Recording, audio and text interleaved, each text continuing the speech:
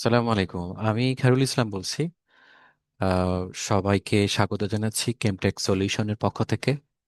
আমরা চেষ্টা করছি পুরো বাংলাদেশে একটি মান সেবা উন্নয়নের জন্য যে ধরনের সেবা দিতে হয় একটা আইএসপি সার্ভিস প্রোভাইডারের, এই সার্ভিস প্রোভাইডারের সাথে থেকে আমরা কন্টিনিউ সেবা প্রদান করে যাচ্ছি। আজকে আমি যেটি আপনাদের সামনে তুলে ধরবো সেটি হচ্ছে যে যারা ইন্টারনেট সার্ভিস প্রোভাইড করছেন অনেকেই হচ্ছে এই সার্ভিস সার্ভিসের একদমই নিউ এবং বুঝে উঠতে পারছেন না আসলে এই সেক্টরটায় কি কি ধরনের ডিভাইসের প্রয়োজন হয়, অ্যান্ড হচ্ছে নেটওয়ার্ক ইনফ্রাস্ট্রাকচার কেমন হতে পারে, অ্যান্ড দেন কোন ডিভাইসে আসলে কি কি কাজ করে। একটা আইএসপি নেটওয়ার্ক গঠন করতে হলে যেই যে টপোলজি গুলো দরকার হয়, কোন নেটওয়ার্ক স্ট্রাকচারটা হলে বেটার হয়, A to Z একটা গাইডলাইন্স আপনাদের সামনে তুলে ধরবো। ইতিমধ্যে আমি আহ, একটি আহ, আহ, উদ্যোগ নিয়েছি, যে উদ্যোগটা হচ্ছে প্রতি জেলায় আমি ইন্টারনেট সার্ভিস প্রোভাইডার যারা আছেন একদম ছোট থেকে বড় তাদেরকে গাইডেন্স প্রদান করার জন্য কিছু স্টেপ নিয়েছি। প্রত্যেক জেলায় হচ্ছে আমি আপনাদেরকে এই গাইডেন্স গুলো দিয়ে যাব। শুরুতে আমার নিজ জেলা চাঁদপুর দিয়ে আমরা শুরু করেছি। ইতিমধ্যে আমাদের ভার্চুয়াল ক্লাস শেষ হয়েছে। আমরা ফিজিক্যালি এখানে আহ, একটা টেকনিক্যাল সেশনের মতো আয়োজন করব। আশা করছি আপনার জেলা আপনাদের সাথে দেখা হবে। চলুন দেরি না করে আমরা শুরু করি যে একটা আইএসপি ইন্ডাস্ট্রিতে কি কি ধরনের ডিভাইসের আসলে প্রয়োজন হয়, স্ট্রাকচারটা কেমন হতে পারে। শুরুতে আমরা আলোচনা করি যে আমরা সাধারণত আহ, যেই সার্ভিস প্রোভাইডারকে মেনশন করি ইন্টারনেট সার্ভিস প্রোভাইডার, আমরা ইন্টারনেট সার্ভিস প্রোভাইডার বলতে বুঝি যে আইএসপি ইন্টারনেট সার্ভিস প্রোভাইডার, তাই না? Internet service provider. এখন অনেকের প্রশ্ন হতে পারে যে এই যে ইন্টারনেট সার্ভিস প্রোভাইডার যারা ইন্টারনেট ডিস্ট্রিবিউট করছে এর মধ্যে আসলে আহ, মানে কি কি ধরনের পার্থক্য আছে? আমরা মোবাইলেও ইন্টারনেট পাচ্ছি, আবার দেখা যায় যে ব্রডব্যান্ডের মাধ্যমে হোম কানেকশনে আমরা ওয়াইফাই রাউটারের মধ্যে ইন্টারনেট ইউজ করছি।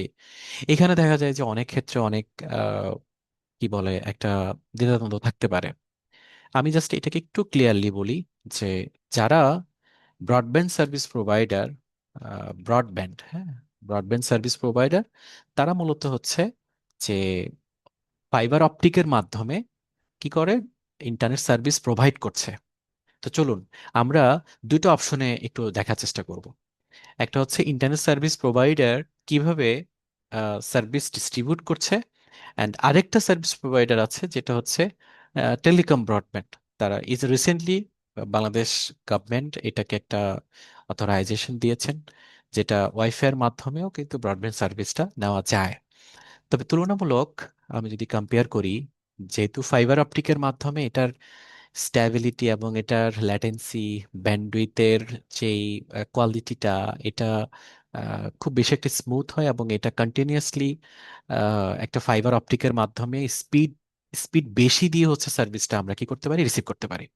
তো চলো আমরা এটা ইন্টারনেট সার্ভিস প্রোভাইডারের যে সার্ভিসগুলো আমরা দেখি এটা আসলে কিভাবে ডিস্ট্রিবিউট হচ্ছে এটা একটু দেখার চেষ্টা করি। এটা আমরা একটু নিচে নিয়ে আসি। এই হচ্ছে আমাদের কি আপস্ট্রিম। অনেকেই প্রশ্ন করতে পারে যে আসলে আপস্ট্রিম জিনিসটা কি। আপস্ট্রিম হলো যারা আইএসপি প্রোভাইডারকে ইন্টারনেট ডিস্ট্রিবিউট করে,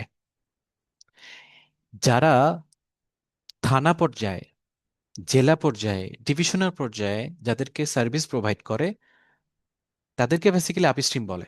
এখন আপস্ট্রিম এমনও হতে পারে থানা পর্যায়ে যে সে অবশ্যই কি করতে পারবে, আহ, জেলা পর্যায় থেকে ইন্টারনেট সার্ভিস নিতে পারবে, আবার জেলা পর্যায়ে যে আছে সে ন্যাশনাল থেকে নিতে পারবে। এখন এই জায়গাটাতে একটা সহজীকরণ করা হয়েছে যে যারা থানা পর্যায়ে সার্ভিস প্রোভাইড করছে তারাও চাইলে ডিরেক্ট আইআইজি প্রোভাইডারের কাছ থেকে সার্ভিস দিতে পারে। এখানে বিষয়টা এমন হইতেছে যে ইন্টারনেট সার্ভিস প্রোভাইডার সে যদি তার লাইসেন্স প্রাপ্ত হয়ে থাকে সেক্ষেত্রে চাইলে সে আইএইচজি প্রোভাইডার কাছে সার্ভিস নিতে পারবে। So, আমরা জাস্ট হচ্ছে এখানে কি কি বললাম যে এখানে সার্ভিস ডিস্ট্রিবিউট যারা করছে এবং যারা রিসিভ করছে এদের মধ্যে আসলে সার্ভিসটা নেওয়ার ক্ষেত্রে কি কি ধরনের প্যাটার্ন হতে পারে। চলো আমরা ছোট্ট আকারে যারা থানা পর্যায়ে ব্যবসা করছে বা যারা বিজনেস এই সার্ভিস প্রোভাইড করছে তাদের স্ট্রাকচারটা কেমন হতে পারে।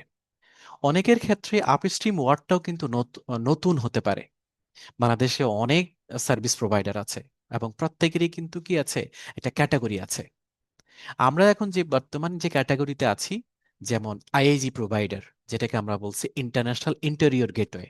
কেমন, এখন আমি এই জায়গাটাতে নোট করি, এই পাশে একটু নোট করে রাখছি বোঝার জন্য। কেমন, আইআইজি, দেন হচ্ছে nationwide, nationwide, and then divisional, divisional, and then হচ্ছে থানা, আহ, জেলা, থানা। কেমন, এই ক্যাটাগরিতে মূলত এখন সার্ভিস প্রোভাইড হচ্ছে। এইটা একটা ক্যাটাগরি, মানে হচ্ছে যে লাইসেন্স ক্যাটাগরি। কেমন, So, আমরা একদম ছোট পর্যায়ে একটা থানা পর্যায়ে সার্ভিস প্রোভাইডার থেকে এটা দেখা শুরু করি। এখন আপস্ট্রিম প্রোভাইডার থেকে আমরা কি করব, সার্ভিস নিব। এটা আমাদের আপস্ট্রিম প্রোভাইডার, আপস্ট্রিম প্রোভাইডার থেকে আমরা সার্ভিস নিলাম একটা ফাইবার অপটিকের মাধ্যমে। আমি আমার রাউটারের মধ্যে সেটা রিসিভ করলাম। রাউটার কি, রাউটার হচ্ছে যে যে ডিভাইসের মাধ্যমে আমরা সার্ভিস রিসিভ করে আমরা ল্যান পার্টে ট্রাফিকে ডিস্ট্রিবিউট করতে পারি। যেখানে আমরা রাউটগুলো রিসিভ করতে পারি। হ্যাঁ, রাউটারে রাউটগুলো রিসিভ করে, সার্ভিস রিসিভ করে দেন আমরা আবার ল্যান্ড পার্টের সার্ভিসটাকে পাঠাতে পারি। এই রাউটারটার আহ, আহ, যে কোনো মডেলের হতে পারে, এক একজন এক এক মডেল নিয়ে এটার সার্ভিসটাকে রান করছেন। তা আমরা বেসিক যেহেতু থানা পর্যায়ে সাধারণত মাইক্রোডিক রাউটার নিয়ে সার্ভিস প্রোভাইড করে, আমরা এখানে মাইক্রোডিক রাউটারটা দিলাম। তো মাইক্রোডিক রাউটারটার আহ, এই যে কানেক্টিভিটি হয় সাধারণত কেমন হতে পারে সেটা আমরা একটু খুব সিম্পলি দেখি। একজন সার্ভিস প্রোভাইডার সে তিনটা ওয়েলটি নিয়ে সার্ভিস ডিস্ট্রিবিউট করা শুরু করলো। প্রথমে সে একটা ওয়েলটি কিনলো, তারপরে সে আরেকটা ওয়েলটি কিনে কানেক্ট করলো, দেন আরেকটা ওয়েলটি সে কানেক্ট করলো। এমন হতে পারে যে এখান থেকে স্প্লিটার করে করে, হ্যাঁ, স্প্লিটার করে করে হচ্ছে, যেমন আমরা অনু দিয়ে হচ্ছে হোম কানেকশন গুলো ডিস্ট্রিবিউট করি। হ্যাঁ, এখানে আসলে যে জিনিসটা বলা হয়েছে, কেমন, একটা ফাইবারের স্প্লিটারের মাধ্যমে যেমন 1:2 করে দুই দিকে দুই ফাইবার চলে গেল। আবার 1:2 কি করলো, 1:4 করলো। 1:4 মানে একটা কানেকশন আসলো, দেন চারটা অনু ডিস্ট্রিবিউট হলো, চারটা ফাইবার আবার চারদিকে চলে গেল। এটাকে বলে 1:4। এইভাবে হচ্ছে আপ টু যতগুলি স্প্লিটার তুমি করতে চাও এটা সিস্টেম আছে। 2, 4, 8, 16 এভাবে করে সিস্টেম আছে। এইভাবে স্প্লিটার করে করে আমরা হোম কানেকশন ডিস্ট্রিবিউট করতে পারি। আমরা আজকে এই সংক্ষিপ্তকরণ একটা ইন্ট্রোডিউস তোমাদের সামনে তুলে ধরলাম।